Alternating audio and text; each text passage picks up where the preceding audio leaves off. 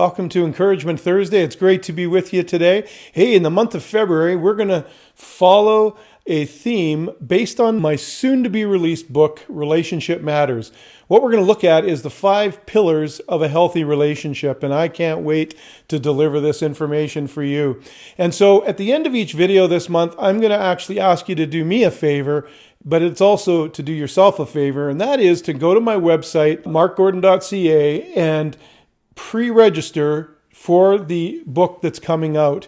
And that way we'll make sure that you get first copies, and I'm going to actually add a bunch of bonuses in for you just to say thank you. So let's get going with week 1. Let's go.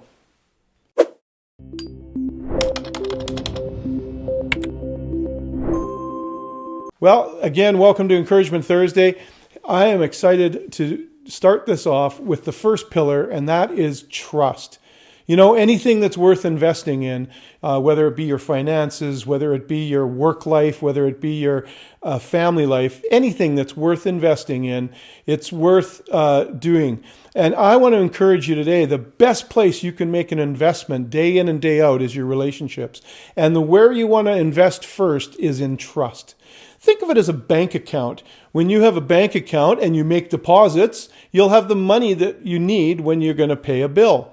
But if you always make withdrawals and you keep making withdrawals out of that account, eventually you're not going to have any money, you'll probably go into debt and ultimately bankrupt. It's the same way with relationships. Every day, whether you know it or not, you're making either deposits or withdrawals in that trust bank. And what I want to encourage you to do is to start being intentional. Because what I've found is if you're not making intentional deposits, you're probably making withdrawals without even knowing it.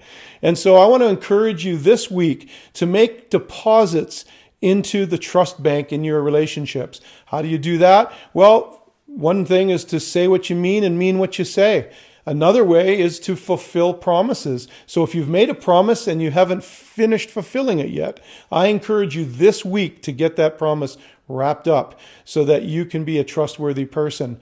The other thing I want to encourage you to do is to go and sit down with somebody that you know is struggling with trust equity in your relationship.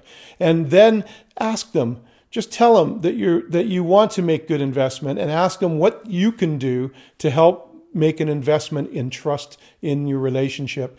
And then sit down with them. And just by doing that, when you sit down with them and ask them how you can build trust, that in itself is going to build some trust equity. Now, I go into a lot more detail in my book, Relationship Matters. So again, please go to markgordon.ca, register for the pre-order, and you will be blessed. Thanks for this week. Oh, by the way, why don't you enter in the comments, put down what builds trust for you. Let's learn from each other. Maybe we can learn how to build trust with the relationships we have by hearing what it means to you to have trust built. So make a comment about what builds trust for you, and then we'll see you next week. Thanks a lot.